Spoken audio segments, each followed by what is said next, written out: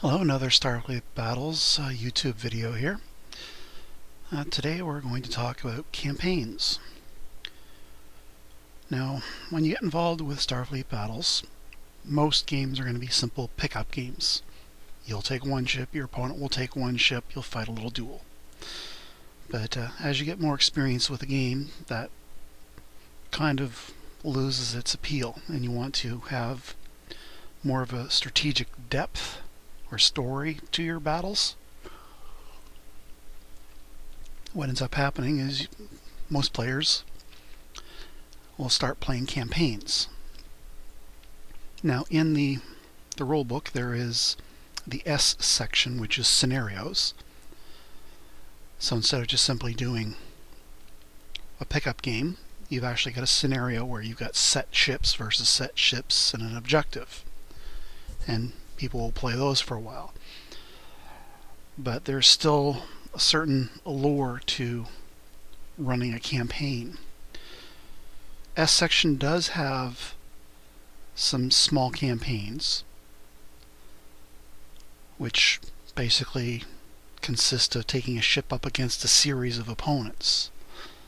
But beyond that, there's a whole world of campaigns.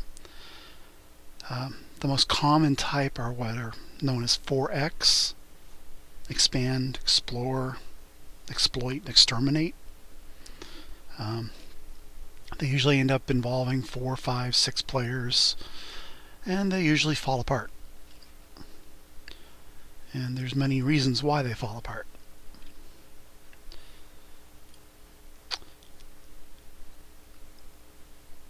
So here's what happens. Balance is the issue.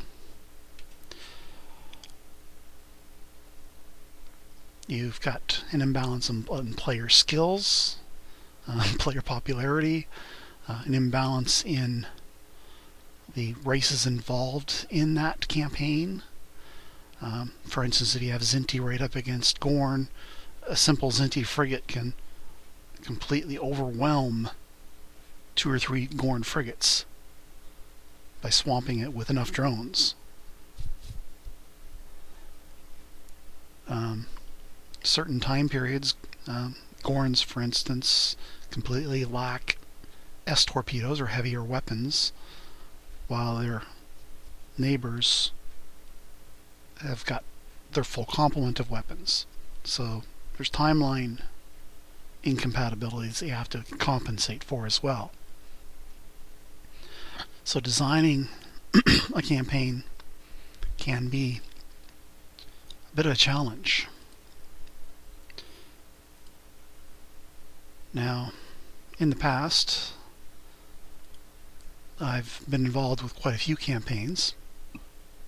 One of the ones that I created was basically a ripoff of Star Control.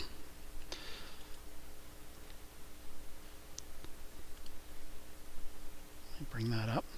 Now this is Star Control. It's an old DOS game. It's got a variety of ships available, and each ship has its own flavor, just like SFB. This particular one kind of looks like a Klingon from above, but it's a little bit different. Some of these are actually kind of amusing in their descriptions. This is similar to a Romulan. It can cloak. When it uncloaks, it's got sort of like a hellfire spout. Yeah, poor tactical positioning right in front of the ship. But anyway,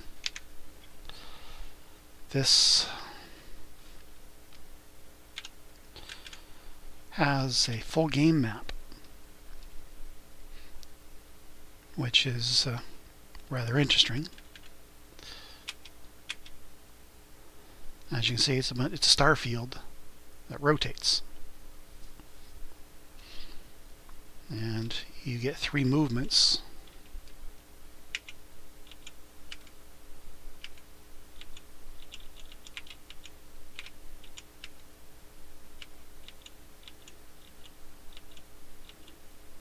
to each one of your turns. And as you go to each star, it's either going to be a dead planet, a colonizable world, or a mineable world. So once you do your 3 moves, it's then your opponent's turn. And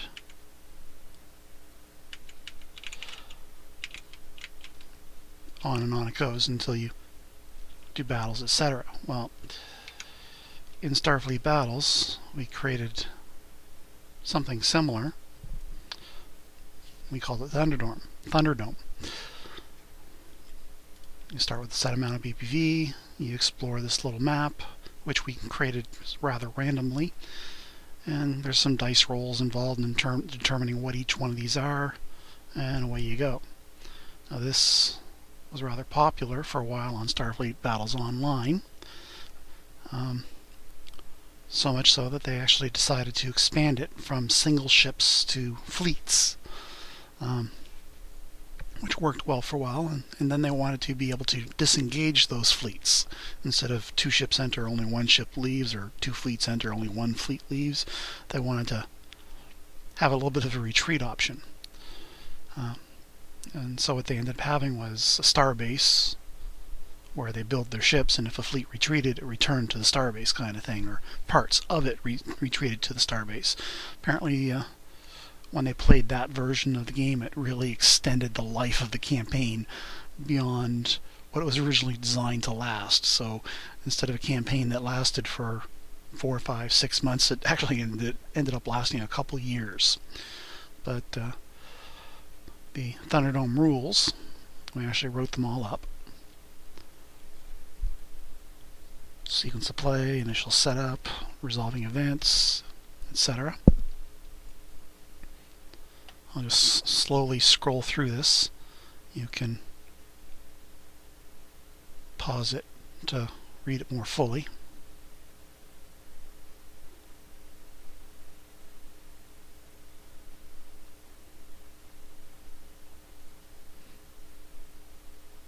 And on the Starfleet Battles Online client, the map looked a little bit better. We actually created little planets and things like that, and the colored lines represent the warp pathways that the ships would travel down. The battles only occur at the end of the pathways. But anyway, we ended up doing the map in grand style, I guess. But even simple campaigns, they end up getting some rather lengthy and wordy rules, just so everybody knows what's going on, because when you create a campaign, you're not using Starfleet Battles rules. You're actually abstracting things out and creating a game of your own. Things that would normally just happen automatically in Starfleet Battles, you have to suddenly account for in a campaign. What happens to a disengaged fleet? What about refits, resupply, repairs, etc.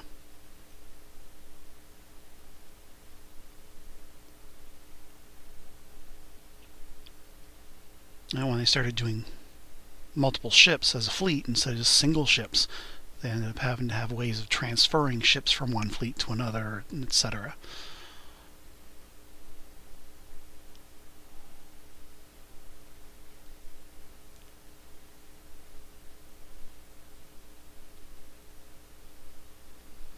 Just a couple more pages here.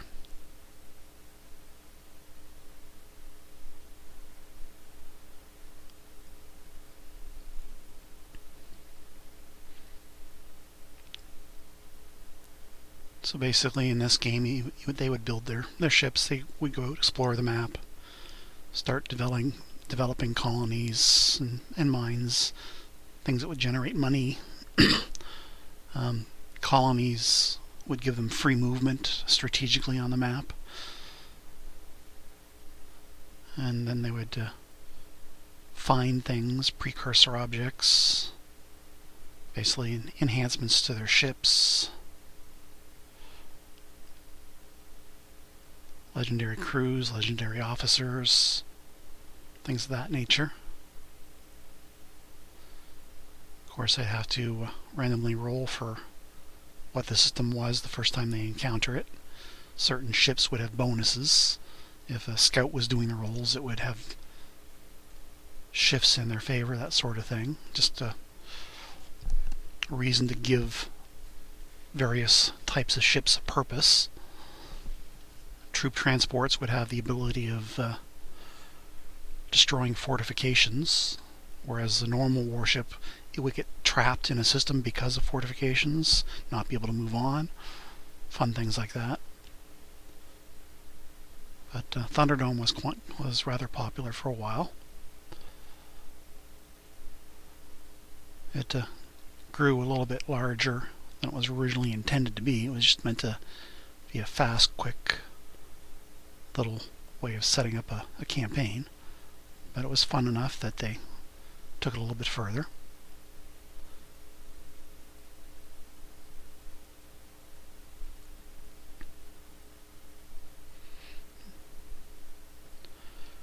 Now, if you really want a copy of the Thunderdome rules, I can always email it to you.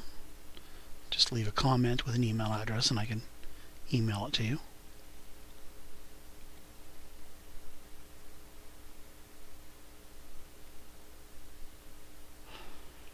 Now, even though they had rules for loss of a player, Thunderdome could be played with just 2 players or 3 or 4 or 5. But in all campaigns, you'll find that eventually, at some point, you're going to lose a player. Now, even a well-designed campaign that accounts for imbalances in player skills, etc., you're still going to have people drop because real life, their schedule suddenly changed. They're no longer able to meet to play as often, that sort of thing. So you've got to kind of plan for that.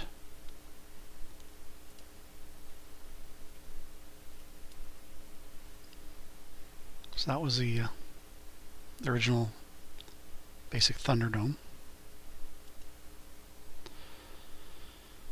Now there's other ways of doing quick little pickup games. This was a quick setup conditions chart that I had done up. The idea was that you would roll for a grouping, and then you would roll within that grouping for a race. So you take 1d6, and if you rolled a 3, then you'd either be flying Lyran, Klingon, or Romulan. So then you roll another d6, and if you rolled 1 to 2, it would be Lyran. 3 to 4, Klingon. 5 to 6, Romulan. If you're all really lucky, you can pick a race that's not been taken by others. Now, this was set up so that, for instance, you might roll Andromedan. Andromedan, most people never bother to learn the rules.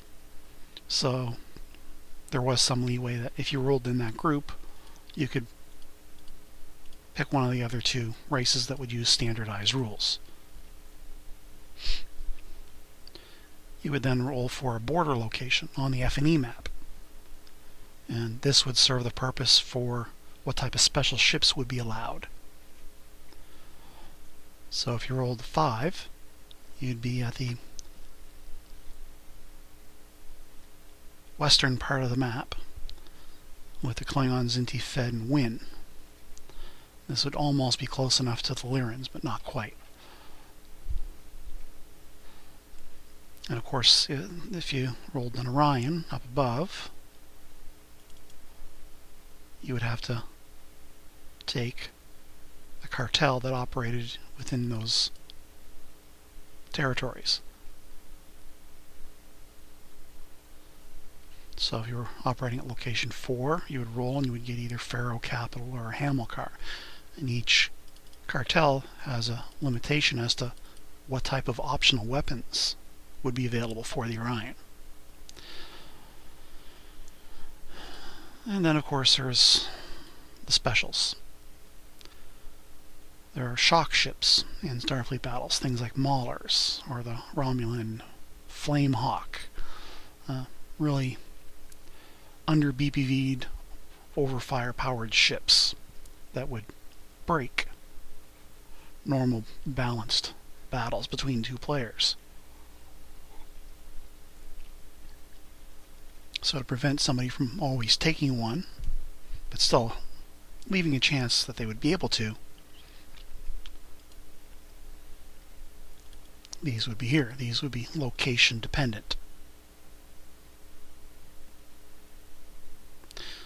So you would have to roll to be able to take one, and then it also would have to be within the ability of the location list. You're not going to take a ship that has a tendency to fall apart after every battle halfway across the galaxy kind of thing. So if you wanted to take PF tenders, you need to roll a 3 or a 4 on a 2d6 dice roll, and then there's a 50% chance that the PFs could be taken without the tender.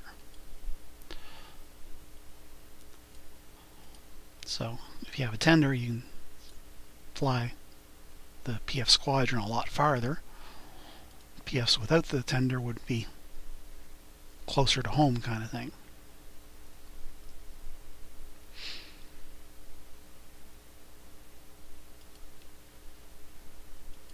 Now, there's a chance that you could take a carrier, and then there's a chance you could take a carrier without the escorts.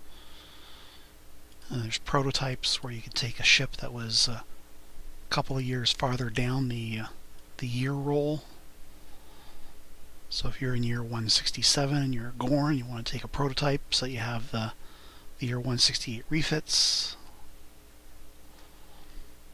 Or if you're in year 168 and you want to take a ship with plasma S torpedoes, if you roll for the prototype, you can do that. And there's a way to roll for what time period. Let's roll 2d6. Most often you would get the General War. If you're in the General War era, roll again for the more specific time period. If you're doing a single ship battle, you can roll for the BPV levels that you're playing at.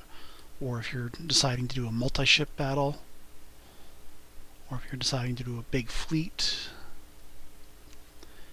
And then we just simply had the rules that would not be used and the rules that would be used simply stated.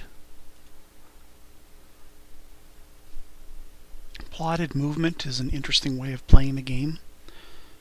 Normally you get to decide on the fly if you want to turn left or turn right, etc. With plotted movement, there's various levels of plotting. You could plot for the entire turn, or you could plot by the turn quarter, a turn quarter ahead. So on the first impulse, you've got a plot where you're going to be moving from impulse 9 through 16, even though you haven't gotten there yet.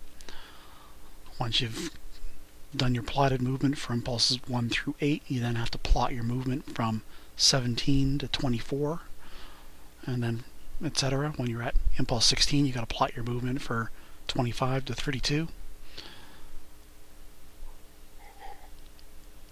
So seeking weapons in a plotted movement environment become a little bit more deadly. Things like leaky shields. It's a rule that's not often used, but can be. It's an optional rule. Hidden cloak is usually a game-breaking rule section. Your opponent gets a 30% BPV bonus. Even that's often not enough to defeat a hidden cloak. And then the standard rules that are normally always used.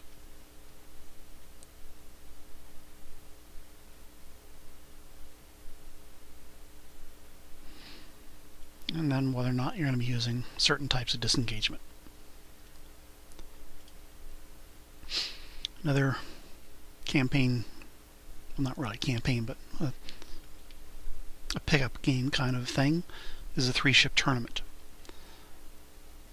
where you kind of mix the BPV and the years together into a sort of formula so that you can exchange one for more of the other. But you have to take 3 ships and then fight them in order. So let's just quickly read through this here. The 3-ship tourney scenario is an alternate format tournament that uses the regular non-optional rules in an elimination tournament. Here you take 3 ships from 3 time periods with a limited BPV with which to buy both the ships and its commanders and optional items. The trick is that the years of the ship must add together to be less than or equal to 450, as does the BPV of the 3 ships. You may purchase extra years at the cost of 1 BPV per year, but you may not exchange excess years for more BPV. All S8 restrictions apply as if the ships composed a fleet. In other words, you can't take 3 command cruisers kind of thing. With a further restriction that only 1 of 3 may be a leader and or a DN. For instance, 1 DN and a leader is not allowed, nor is 2 leaders. Additionally, no SFG ships, monitors, bases, tugs, battle tugs, freighters. The Winner an exception to that because all their ships are basically freighters. Q ships, mine layers, scouts, or ships with sensor channels. No X-Tech, no simulator races. This setup will, of course, make it difficult to take Andromedan and ISC, but not impossible. And then we give an example using Gorn ships. So a Gorn light cruiser, year 121, is a BPV of 92. Add in 2 T-bombs, that's 4 BPV per T-bomb, and 1 BPV for commando conversions. So that would convert 2 boarding parties to 2 commandos. A Gorn battlecruiser, year 165. Its BPV is 160. Throw a T-bomb on for 4 more BPV. And ship number 3 is a Gorn battlecruiser, year 165. Sorry, 175. BPV 160 and 1 T-bomb. So you have 471 years. So that means you're over 450 by 21 years. So you have to purchase additional years. And 450 minus that 21 is 429 BPV. So 429 minus 160 minus 160 minus 92 leaves you with 17. 4 T-bombs, 16, 1 BPV for commandos. Furthermore, the ships are taken against the opponent in the order of most expensive to least expensive. The catch to the tournament is that the winner of the first battle immediately fights the second ship of the opponent in its damaged condition. This continues for both players until only 1 ship remains. When the next ship comes on board, it must come in at least 30 hexes away from its opponent, if possible. If not, the opponent's ship is moved until a 30 hex distance is achieved. Its turn mode and side slips are treated as if completed, if the ships have to be moved. Expendables or ammunition may not be transferred from one ship to another between rounds, with the exception of bonus BPV in the final eliminations. So if you got 16 people doing all this in the final elimination rounds, they can repurchase basically what is on each ship. Because by the time each player in the tournament has been played, what the surviving players have as equipment is generally known. So it adds an opportunity to repurchase in the final elimination. So in a 16-player tournament, it's 16 players. Next round, it's only 8 players. Next round, it's 4 players. Next round, it's just the 2 players. So the final eliminations is generally considered the 4 players onward. Scoring. Each opponent's ship is treated as a new round. Each defeated opponent counts as a win. Any ships which do not see battle counts as a bonus win. An example. Round 1, a Gorn BC versus Rom's number 1 ship. The Gorn wins, so that's 1 win for the Gorn. Round 2, the Gorn's BC1 versus the Rom's number 2 ship. Rom 2 wins, so that's 1 win, 1 loss for the Gorn. Round 3, the Gorn's second ship versus the Rom's second ship. The Gorn wins, so 2 wins, 1 loss for the Gorn. Round 4, the Gorn's second ship versus the Rom's third ship, and the Gorn wins. So that's 3 wins, 1 loss for the Gorn. A bonus win as the Gorn's third ship never entered battle, so that's 4 wins, 1 loss. So you do that for each of the 16 players as they fight. If an opponent concedes a round, then the winner will be given 1 turn's energy allocation to perform repairs. The caveat is that this turn's speed will be used as the limiter on his next round's top speed. So if you go speed 10 while repairing, then you're limited to a top speed of 20 when the opponent appears on the map. Expendables are not replenished for each round. So if you had a T-bomb in round 1 on your ship and you used it, you don't get another. If you run out of drones fighting the ship, then you run out of drones. So if you're doing this with tournament ships, for instance, which is another way of doing this, they have a very limited amount of drones, and if you run out of drones, you simply run out of drones. Now this can be run as a single elimination game, where at the end of a set number of hours of play, then the win-loss ratio of the players can be compared. So if you're not doing this as an elimination, if you're just doing it as sort of free play pickup games, you might have one player that plays a couple games, gets a good score, and never plays anymore. So the top 2 players fight a final elimination. Ties are broken by the player with the most games played, then the most bonus wins, then by the most unused years, if any, then by the player with the most size class 4 ships, destroyers, frigates, police cruisers. To avoid a player from playing one game and winning all 3 rounds with the first ship and getting a score of 5-0, and avoid playing other people using whatever excuse you care to think of, then the difference in the number of opponents played by the top 2 players will be given to the most played player in BPV, 10 BPV to 1. This is only done if the difference is greater than 1. Player 1 has 3 games played versus player 2 with only 6. Player 2 will be given a bonus of 30 BPV. This can only be used for commander's options, even if it exceeds the 20% rule. So most ships are only allowed to have 4 T-bombs, for instance. In this case, they would be allowed to take more than 4. It may not be used to change the ships that are bought. It can be used to replenish expendables such as drones, shuttles, between rounds for the first or second ship. So if they only decide to take 4 T-bombs, they still have money left to take 4 more. After the first round, they could, at that point, purchase more. And that's the 3-ship tourney. Now, probably should start another video at this point, but I'll just continue on. Now, we have a campaign format called Small Fleet. Now this one used sort of predefined zones. And then we have another campaign which is called Border Patrols. I'll do Border Patrols because it's smaller. And it'll be faster to do.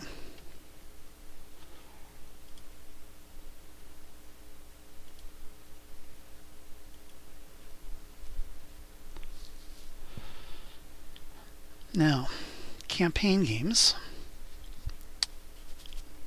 I kind of read part of this already. I'll just quickly go through it again.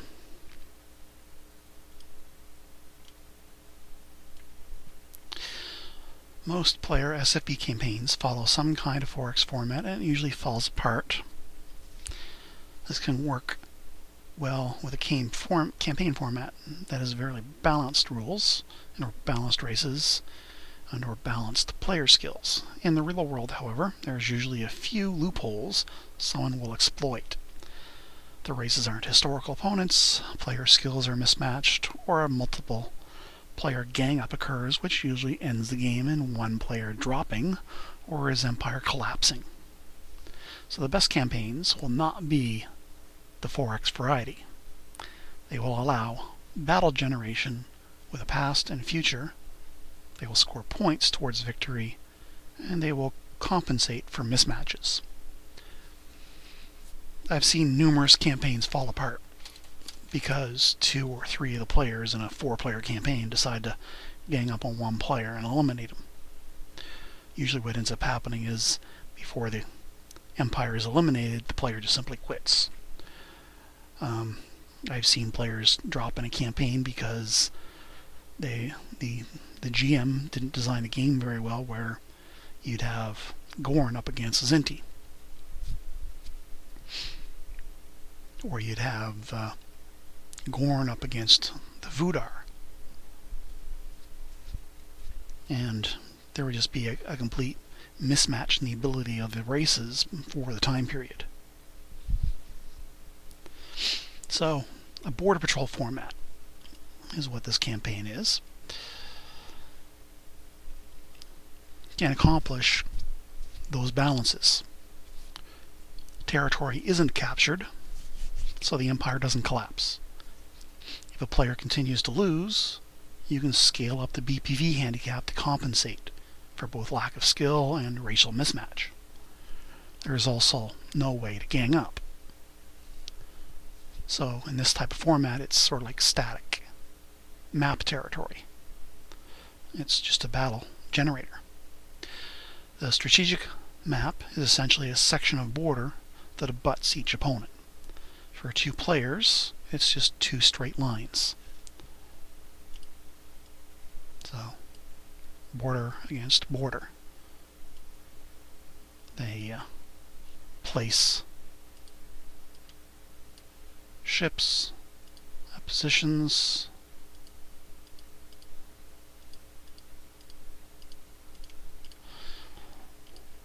and then they attack with 3 of the fleets, kind of thing. And then they fight those battles.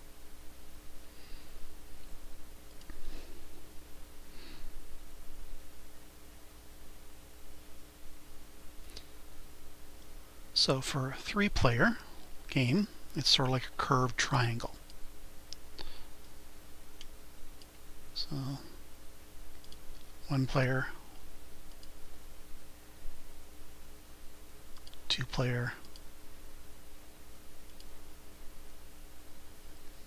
3-player kind of thing. So you have the ability to go across and across kind of thing.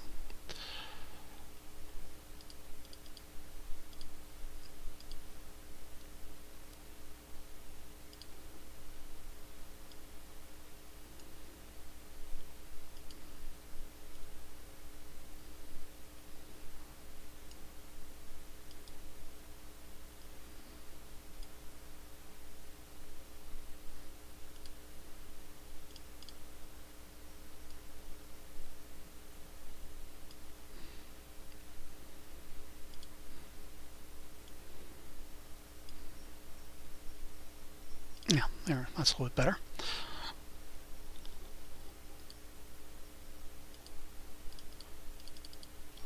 So again, you would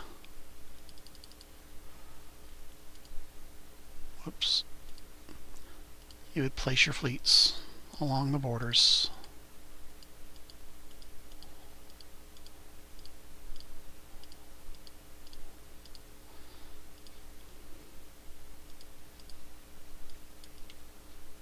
And then you get to attack.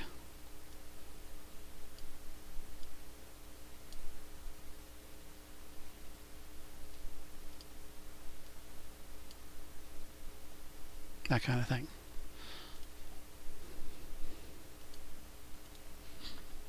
And that player might do something like that, or like that.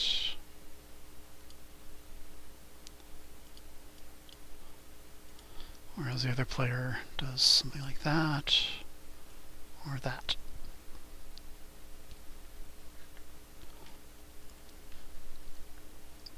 So that's what a 3-player map would kind of look like. For 4 players, you'd get sort of like a curved square.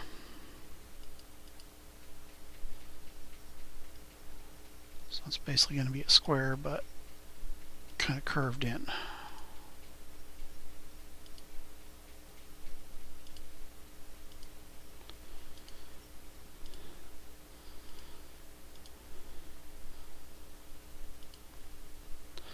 I'm not the greatest artist, but you get the idea. So you place your fleets along the curve, and then you would attack across the curve against your opponents.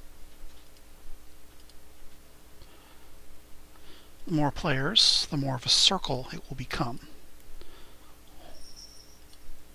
So basically you're trying to project in towards the center for your border, and the more players you have, the more you're going to have something kind of like this happen.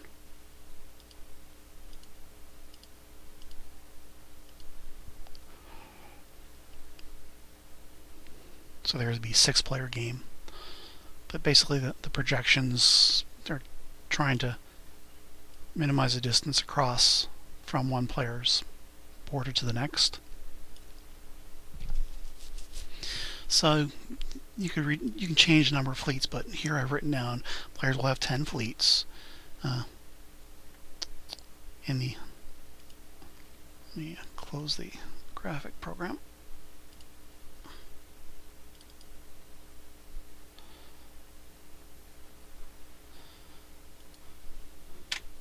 In the early part of the campaign, this will be 9 individual single small ships and a home reaction fleet.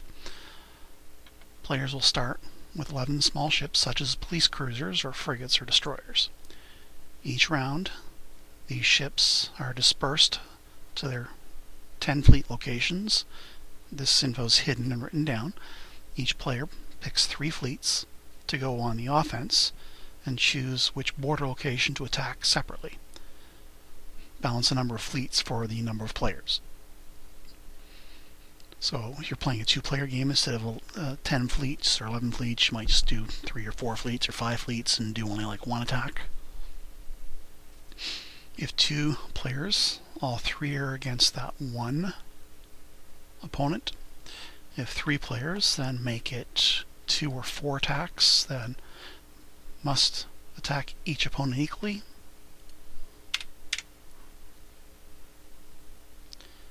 2 fleets each or 1 fleet each. 4 players and it's 1 fleet per opponent.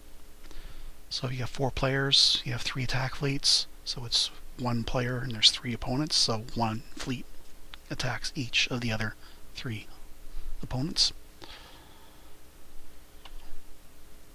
The games are played, the defender or attacker will receive half the BPV difference in the fleet engagement. I gotta rewrite that sentence. And fleets engaged as points for commanders' optional items only. So if one player's got a ship that's 140 and the other player's got a ship that's 100 BPV, the difference in BPV there is 40 BPV. So cut that in half, and the lower BPV person will have 20 BPV with which to buy optional items, commander's optional items. So they can buy things like T-bombs, drones, etc. And then the battle is played, resolved, and points are scored. So -3 for a loss of a ship, -2 for loss of the battle, 0 for a stalemate, +1 for winning the battle, +2 for capturing an opposing ship. Then a compensation round happens. All the negative and positives are added together from all the battles that were played. If a player's total is positive, record that as a round win for that player. Play the campaign until X number of rounds have occurred or X number of wins have been achieved. Positive points are used to acquire upgrades in the form of refits to the current ship. So if I have a Gorn CL and it wins, I might be able to upgrade that from a Gorn CL to a Gorn CL Plus, or maybe a CLF, or maybe upgrade a CLF up to a heavy cruiser, maybe from a heavy cruiser to a battle cruiser, etc. Commander's optional items and legendary officers or save the points as BPV until another ship can be bought and added to that fleet. So instead of going from one frigate to a destroyer, or from frigate to a heavy cruiser, you could instead do 2 frigates. Negative points are spent to bump the BPV level of the replacement ship assigned to the losing fleet. The value of the losing fleet is taken, and you add 3 BPV, combat BPV value, per negative point, and the new ship is purchased, or new ships are purchased if you're doing fleets. Legendaries and crew may not be purchased except via positive points, not negative points. So a player that loses a ship and loses the battle, or loses multiple ships and loses the battle, will have BPV to buy the replacement. So if he had a ship that was 100 BPV and he lost it in that battle, he still has that 100 BPV, plus he's going to get 3 BPV per negative point. So that's -5 in a single ship loss, and the ship was destroyed. So that's 15 BPV. So he has 115 BPV to replace the ship. So this way your losing player doesn't really lose. He actually kind of strengthens his hand for his next battle. So this way weaker players are compensated, or if there's a mismatch in racial abilities, Gorn versus Inti for instance, the losing side has more and more BPV with which to try and compensate. And it's the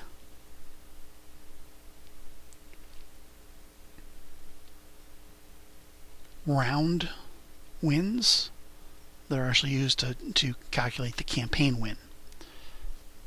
So if one player plays 3 battles and wins all 3, he's got 3 points towards the round wins.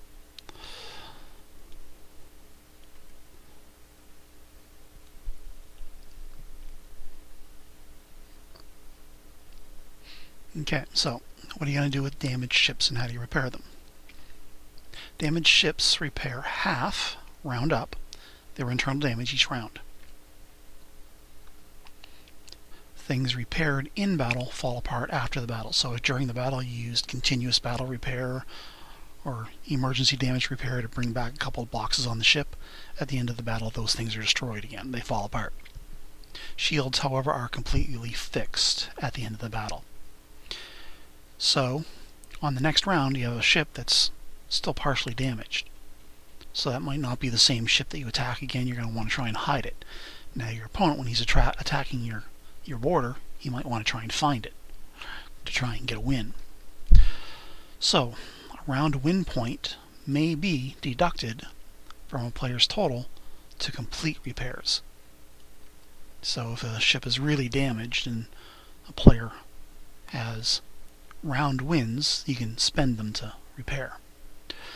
The next round's repair will complete a ship's repair. So it's only for that one next round that a ship will maintain damage.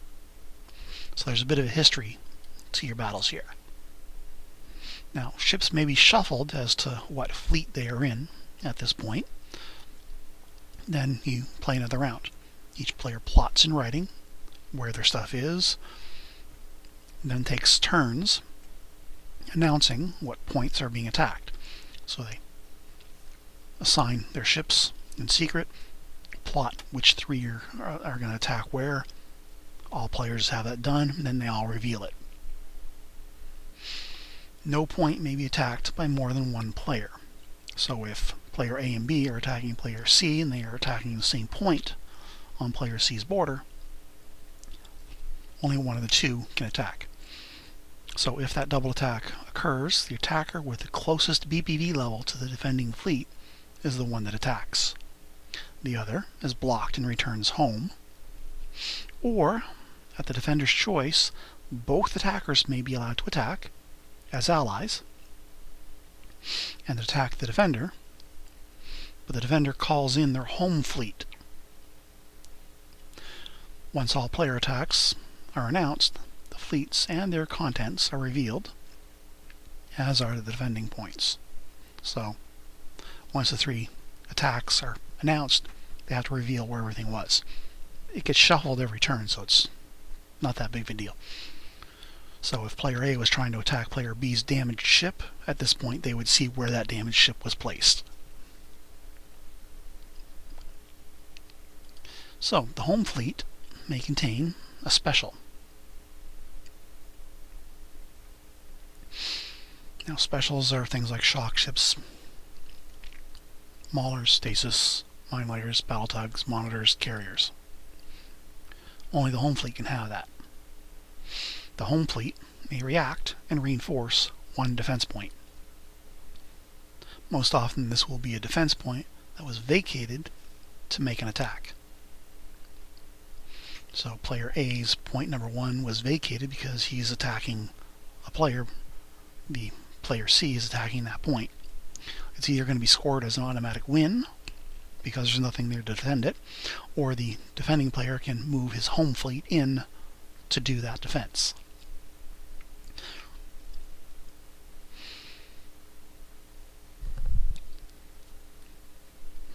If someone attacks a defense point that can't be defended by the home fleet, it is an automatic +1 win for the attacker, but no negative loss points for the defender, because there was nothing there. So that is the Border Patrol format. It's a simple little campaign. Now this was a campaign, the small fleet, that never really got off the ground. We had let 2 players into the campaign that quickly disappeared. They never really submitted their turns, so it never really got off the ground. This one's a little bit more complex than the Border Patrol. It kind of uses zones and zones of capture. I won't really go through this one, but I'll scroll down so you can pause the screen and read it for yourself.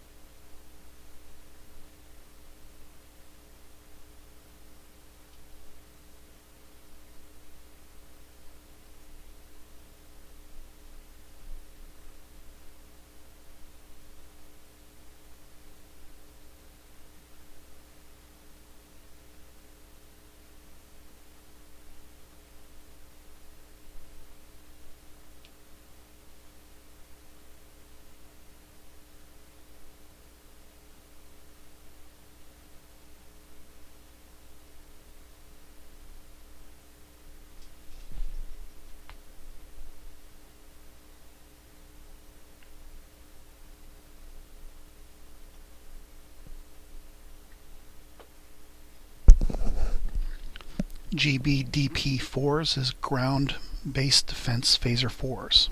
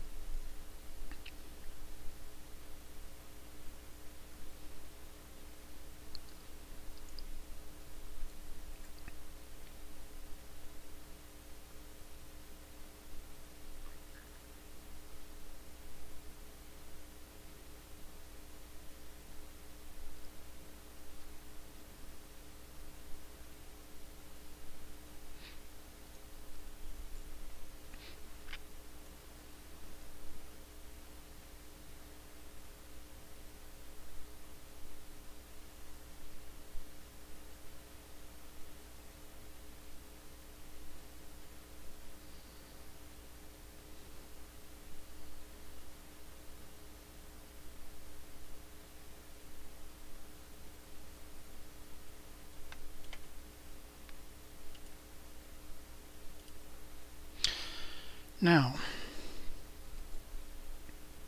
ADB itself did put out a campaign designer's handbook.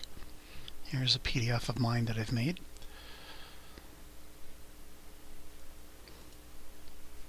I'm not going to scroll through the entire thing here. It's a rather big book. But it goes into how to design campaigns. And they had interesting things here, like tech blocks, etc. So if you're really into designing your own campaigns, I'd recommend that you grab a hold of this product. Give it a good solid read. Excuse me.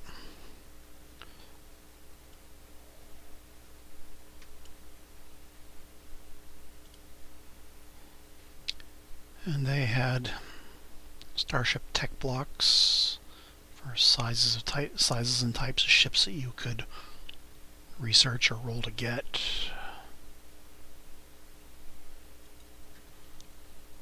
Same sort of thing for with defense blocks.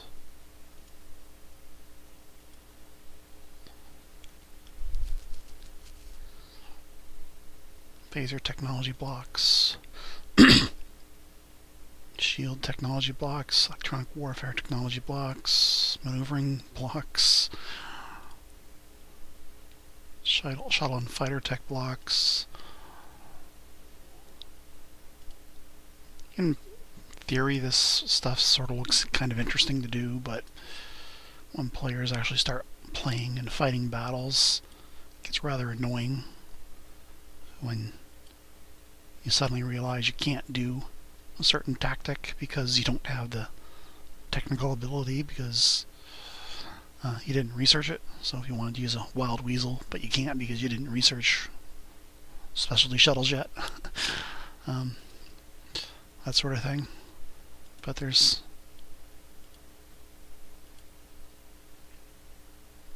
all these interesting tech blocks here that if you wanted to try it, you could. As I said, in the real world, when you start playing, this sort of stuff becomes less interesting but more annoying than anything else.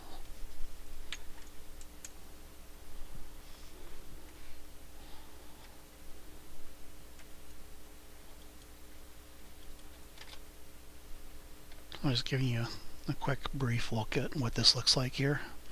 I'm not going to scroll through and give you every page. Keep it fair use for copyright purposes.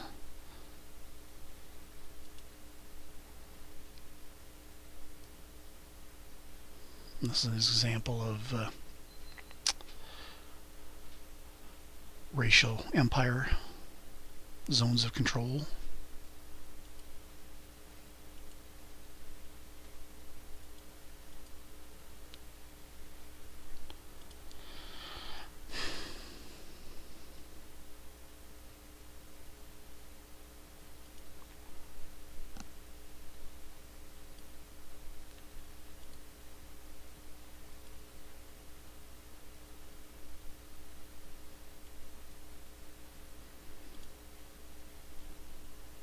Back to starfleetgames.com. You can go to their order products and you can order the campaign designer's handbook from there. But I'm going to bring up the discussion board here briefly. And we can go in through Starfleet Battles. And they have a section for player campaigns. Friends don't let friends play 4X campaigns. The Explore, Expand, Exploit, Extinguish. And this basically mentions a lot of the reasons that I did, about how they fall apart.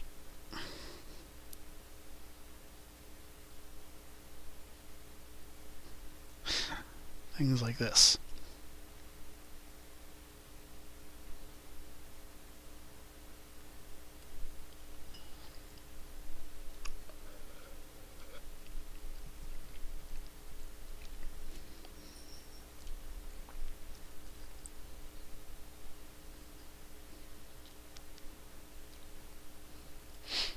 So the entire idea of certain types of campaign systems is not really to have fun, but to win.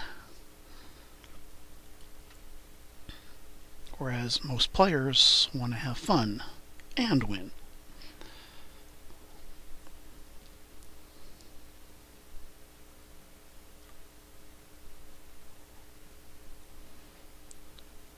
And their opinion is diplomacy is important, where in a good campaign it really shouldn't be. You're there to generate battles, fight the battles, and have fun. Or certain types of campaigns, diplomacy will determine who wins or loses the campaign before a single battle is fought. Kind of like real life. So if you get 4 players in a campaign and diplomacy is determined that 3 of them are going to gang up and eliminate one, that one player is not really going to have all that fun of a time, are they?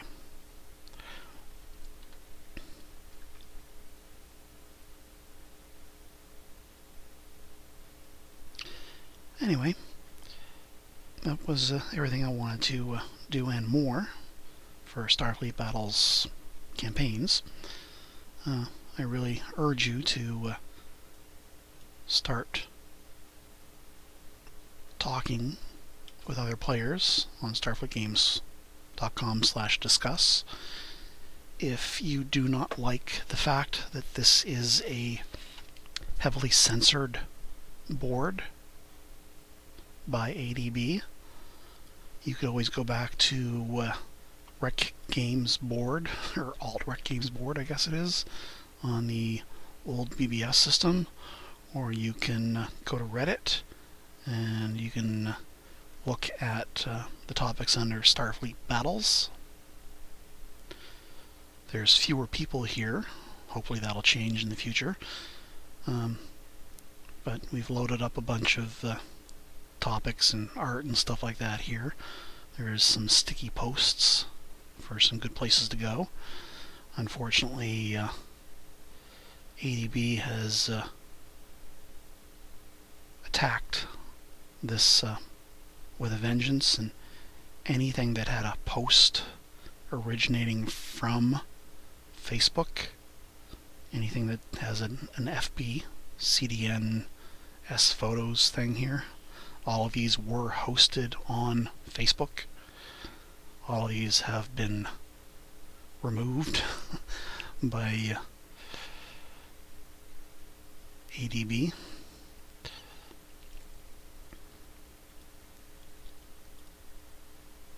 So you try and pull them up, you just get content not found. But there are other posts here that are on Imgur and places like that, and they are here. Some player-created SSDs. Gorn Enhanced Destroyer. This is one of the things that some players have done to compensate for being next to an unknown historical opponent like the Zinti.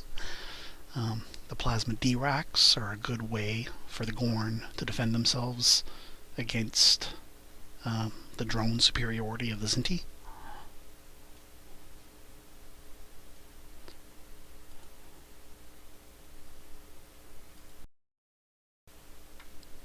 And there are other places where you can get more Starfleet battle stuff. For instance, the sfb.swa-gaming.org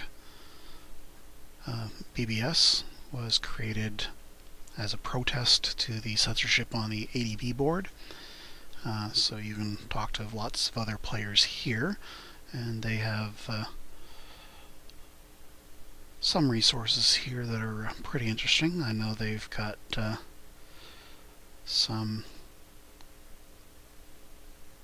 SFB SSDs that they've created, which are nice and pretty.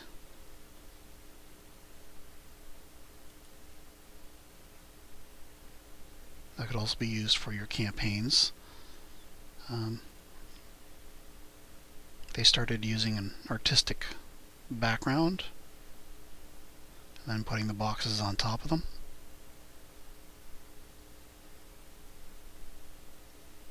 which can be more visually appealing. There are other SSDs which are now called third-gen SSDs, where instead of putting the boxes, they just put the label and then put a number beside the label, and then they have one empty box where you can write in. So it will say something like warp 16, and as you take damage, you just write in the box 15, 14, 13 as it takes damage, etc. Same thing for center hull. It would just be center hull. It would say 8 in brackets. There'd be one box, and then you would write in 7, 6, 5, etc. as they're damaged. Saves from drawing out all the boxes, I guess. Different strokes for different folks. But there are other places out there. You can find Starfleet Battle stuff just on Google. If you just simply type in Starfleet Battles or Starfleet Battles SSD.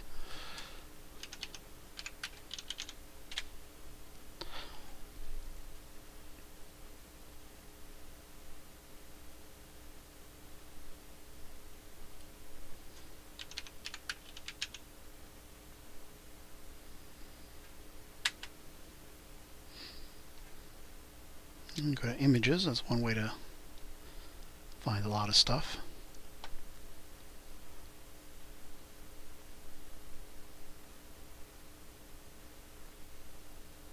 But there are some other personal web pages still out there, like Vorlon Agent's personal web page.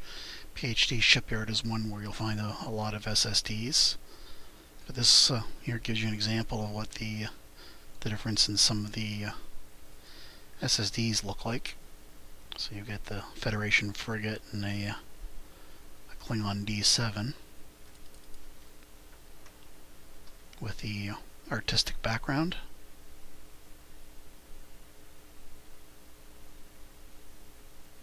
Versus the SSDs without them.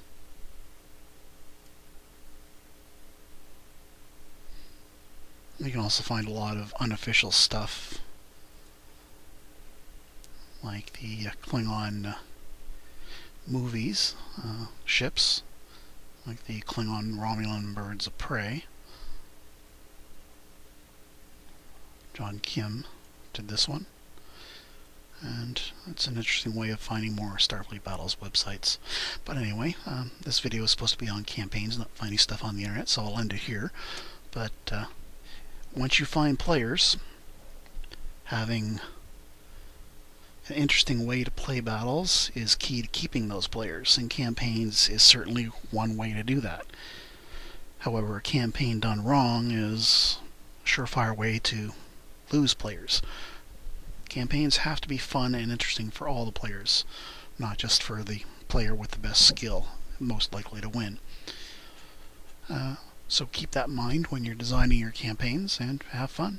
If you like this video, click like, share it, and if you really like it, you can do a donation through PayPal instead of through a Patreon. Patreon uses PayPal, so I never bothered with Patreon. Just send monetary donation through to the email address that you'll see in the notes down below the video. Have a good day.